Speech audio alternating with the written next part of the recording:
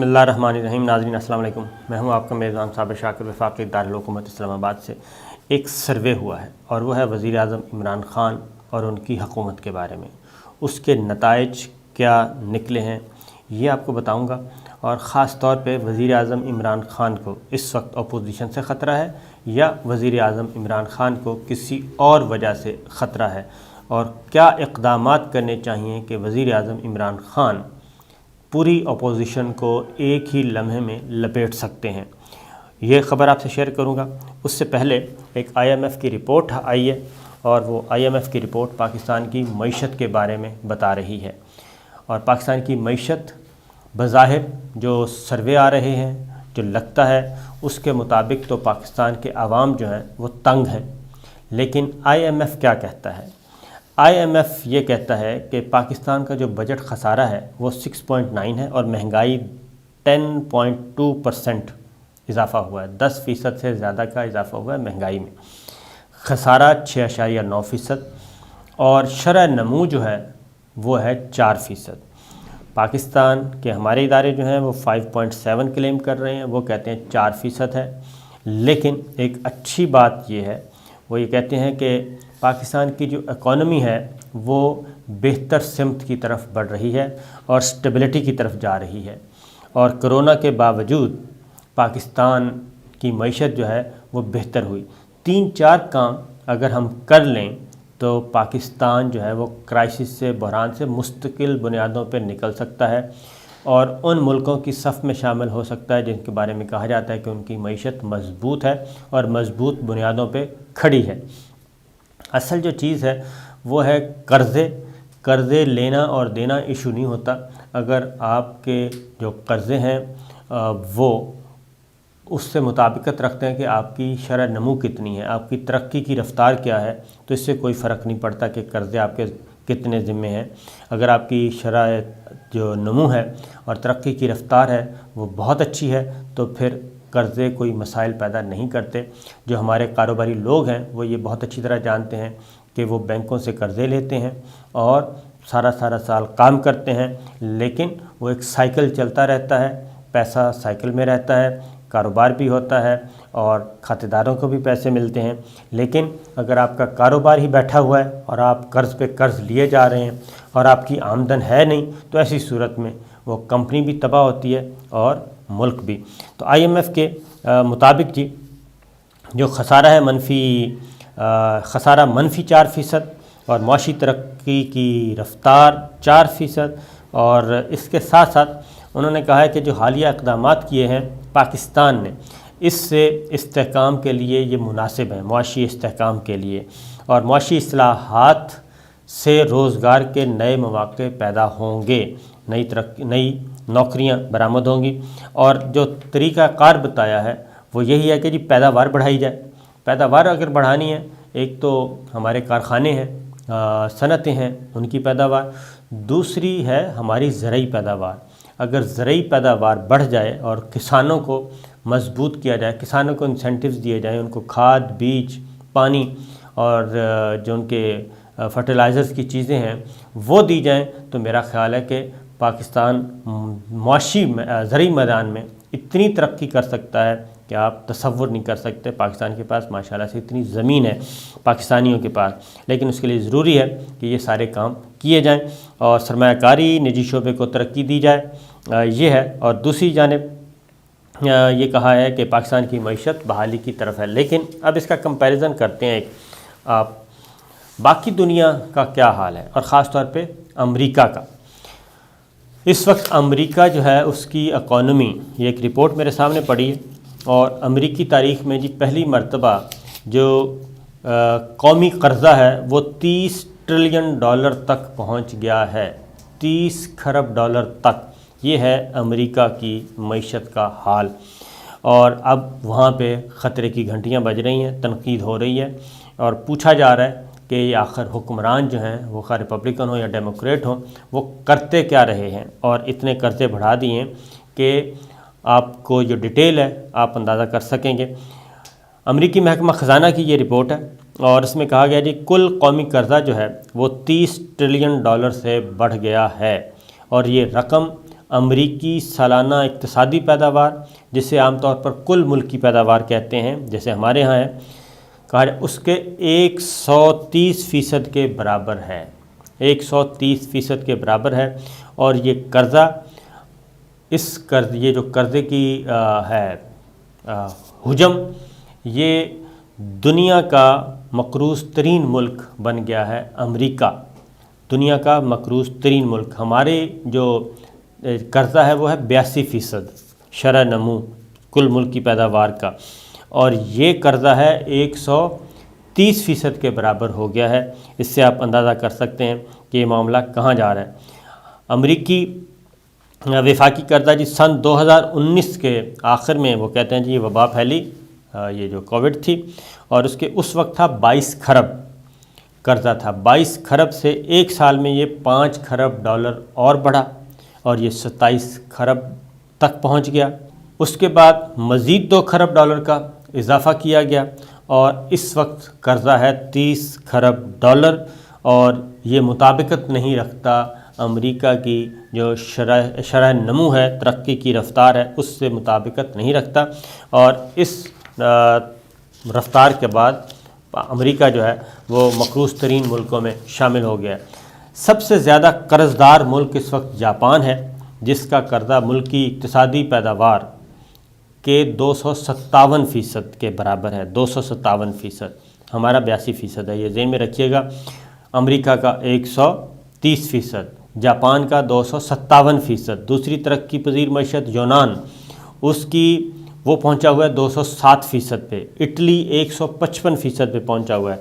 یہ ہیں مقروض ترین ملک، اور 133% کی شرح کے ساتھ امریکہ جو ہے وہ مقروض ملکوں میں 12ویں نمبر پہ ہے، جبکہ ترقی یافتہ معیشتوں میں 4تھے نمبر پہ ہے، یعنی ترقی یافتہ ملکوں میں مقروض ترین ملکوں کی لسٹ میں یہ 4تھے نمبر پہ ہے، مجموعی طور پر 12ویں نمبر پہ ہے۔ تو پاکستان کا تو خیر نام ہی کہیں دور دور تک ہوگا۔ پچھلے سالوں میں جی صرف 4 سالوں میں وہ کہتے ہیں کہ 1998 سے لے کر سال 2022 تک امریکی اخراجات کے مقابلے میں خزانے میں جو فاضل رقم تھی وہ ساری کی ساری ریپبلکن صدر جارج ڈبلیو بش کی انتظامیہ اور پھر اس کے بعد 3 سال ڈیموکریٹک بل کلنٹن انتظامیہ، یہ ان کو بربادی کا ذمہ دار ٹھہرا رہے ہیں، اور یہ وہ زمانے ہیں جب جنگوں کا آغاز کیا گیا امریکہ کی طرف سے۔ اور حالیہ اشروں میں وہ کہتے ہیں ڈیموکریٹس اور ریپبلکن جو ہیں نے قطع نظر کے وائٹ ہاؤس میں کون برسر اقتدار تھا، بڑے پیمانے پر قرض لیے، اور جس سے وفاقی قرضہ مسلسل بڑھتا رہا۔ یہ وہ ہیں جنگوں کا زمانہ تھا جی، اور جنگوں کی وجہ سے ہی یہ امریکہ کی معیشت کا برباد ہوئی ہے، اور ہمیں بھی جو ڈس پڑی ہے یہ اسی وجہ سے ہے۔ ہمارا جو دہشت گردی کے خلاف جنگ نام نہاد جو تھی، اس میں بھی ہمیں کھربوں کا نقصان ہوا ہے، اربوں کا نہیں۔ تو اسی لیے کہتے ہیں کہ جی جنگ سے بچنا ہی چاہیے۔ پھر امریکن سینیٹرز اب اس پہ شور و غوغا کر رہے ہیں، اور امریکن پارلیمنٹ میں، کانگریس میں، سینٹ میں اب اس کے خلاف آوازیں اٹھنا شروع ہو گئی ہیں کہ آخر یہ سیاستدان، حکمران جو ہیں وہ کرتے کیا رہتے ہیں، اور مسلسل جو قرضے ہیں وہ بڑھ رہے ہیں، اور اس کو اتارنے کے لیے آئندہ نسلوں کو بھگتنا پڑے گا۔ اب آتے ہیں پاکستان کی طرف۔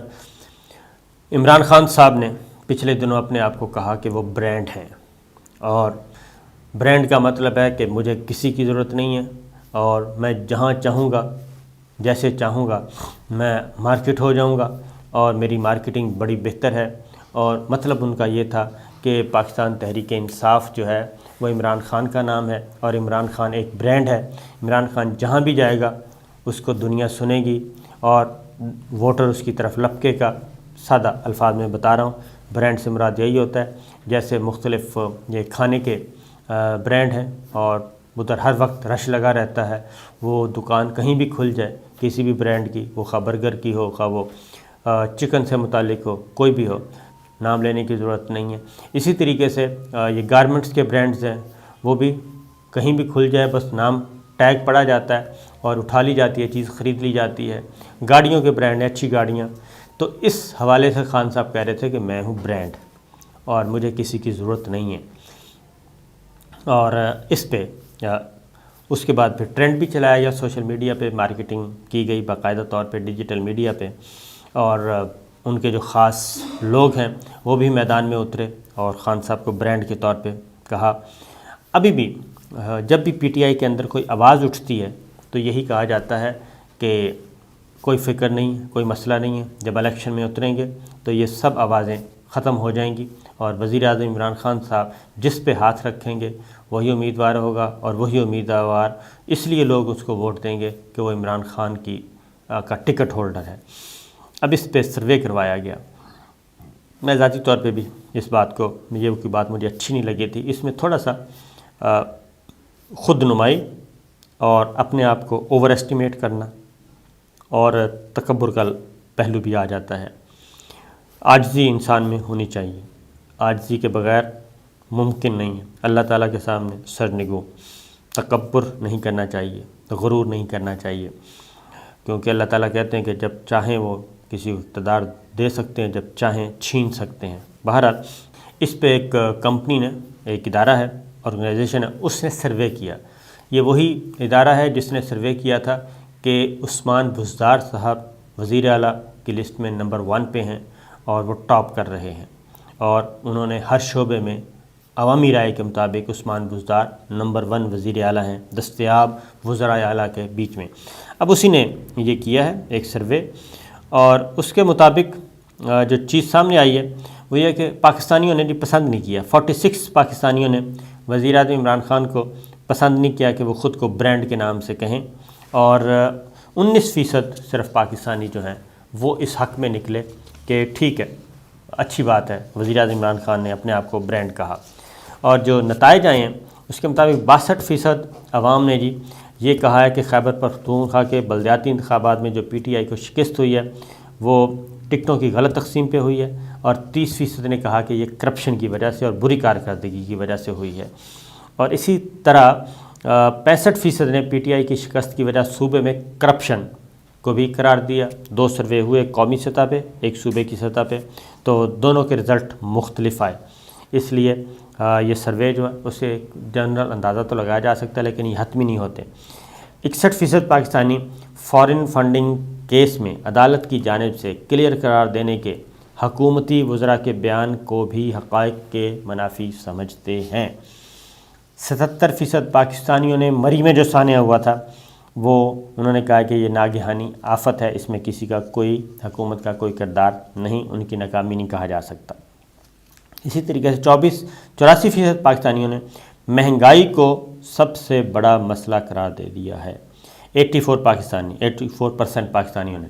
تو یہی ہے اصل اپوزیشن پاکستان تحریک انصاف کی، وہ مہنگائی ہے، اور وہ احتساب نہیں ہے۔ اصل اپوزیشن جو ہے وہ مہنگائی ہے۔ وہ Muslim League Nawaz, Peoples Party, J U I, ان جماعتوں سے کوئی خطرہ نہیں ہے، لیکن مہنگائی سے خطرہ ہے، ملک کا سب سے بڑا مسئلہ ہے، اور 80% کے نزدیک بے روزگاری اور 37% افراد کرپشن کو ملک کا اہم مسئلہ قرار دیتے ہیں۔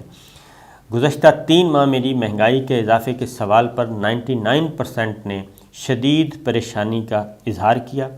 ملک کے خراب معاشی حالات کا ذمہ دار 65% پاکستانی موجودہ حکومت کی پالیسیوں کو ٹھہراتے ہیں، جبکہ 29% سابقہ حکومت کے قرضوں کو اس کا ذمہ دار قرار دیتے ہیں۔ اب یہ اس لیے، اور پھر یہ کہ 63% پاکستانیوں نے کہا کہ جی حکومت لوٹا ہوا پیسہ واپس لانے میں ناکام ہوئی ہے۔ یہ ہیں وہ باتیں جو کہ ہم کہتے ہیں کہ وزیر اعظم عمران خان اور ان کی حکومت بہت سے اچھے کام کر رہی ہے، لیکن ان کو مارکیٹ نہیں کر پا رہی، اور سب سے زیادہ توجہ انہوں نے اکاؤنٹیبلٹی پہ دی، احتساب پہ دی، اور احتساب کی اونرشپ انہوں نے لے لی، اور انہوں نے وہ کام بھی اپنے ذمہ لے لی جو ان کے اختیار میں نہیں تھے۔ یعنی انہوں نے کہا کہ جی ہم جو بیرون ملک پیسہ ہے وہ بھی یہاں پاکستان واپس لائیں گے لوٹا ہوا، ان لوگوں کو جیلوں میں بھیجیں گے، ان لوگوں کو سزائیں دلوائیں گے، ان سے ریکوریز کریں گے۔ تو وہ ساری چیزیں جو تھیں یہ ایک پروسیس کا حصہ ہوتی ہے، وہ ایسا پروسیس کہ اس پہ سالوں لگتے ہیں، 10 12 سال لگتے ہیں، تب جا کے کوئی ایک چیز میچور ہوتی ہے، کوئی ایک جرم میچور ہوتا ہے، سپریم کورٹ تک جانا پڑتا ہے، اور سپریم کورٹ سے جب حتمی فیصلہ آ جائے تب وہ میچور ہوتا ہے جرم اور اس کی سزا۔ اس سے پہلے ہو نہیں سکتا. تو گورنمنٹ کا ٹینیور ہی 5 سال ہے، تو 5 سال تو ٹرائل کورٹ میں ہی گزار دیتا ہے. جو پارٹیز ہیں ملزمان خاص طور پہ وہ اپنے ایسے ٹرکس یوز کرتے ہیں، ڈیلیئنگ ٹیکٹس، یہ سب چیز استعمال تمام حربے استعمال کیے جاتے ہیں. اور ٹرائل، اور پھر اس کے بعد ہائی کورٹ، پھر اس کے بعد سپریم کورٹ، تو تب جا کے یہ ریکوری کا پروسیس شروع ہوتا ہے. تو موجودہ گورنمنٹ نے ان سے یہ غلطی ہوئی، انہوں نے یہ ساری چیزیں اپنے ذمہ لے لیں، اور جب کہ ان کا اختیار نہیں تھا. یہ سارا ایک جوڈیشل پروسیس کے تحت ہی ہوتا ہے، ورنہ تو جنگل کا قانون ہو اور ایگزیکٹو اتنی پاورفل ہو جائے کہ جب چاہے جس کو چاہے اس کی پراپرٹی چھین لے اور اس کے حقوق سلب کر لے.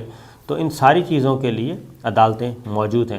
تو اس لیے گورنمنٹ کو چاہیے، گورنمنٹ کے مشیروں کو چاہیے کہ بجائے اس کے کہ وہ اپوزیشن پہ توجہ دیں، وہ اپنی کارکردگی کو ہائی لائٹ کریں، اپنا نیریٹو درست کریں، اپنی نریشن صحیح کریں، اور لوگوں کو وہی بتائیں جو ان کے اختیار میں ہے. تو یہ صورتحال چل رہی ہے. میں نے کہا آپ سے یہ تمام انفارمیشن شیئر کر لی جائیں. اجازت دیجیے، اللہ حافظ.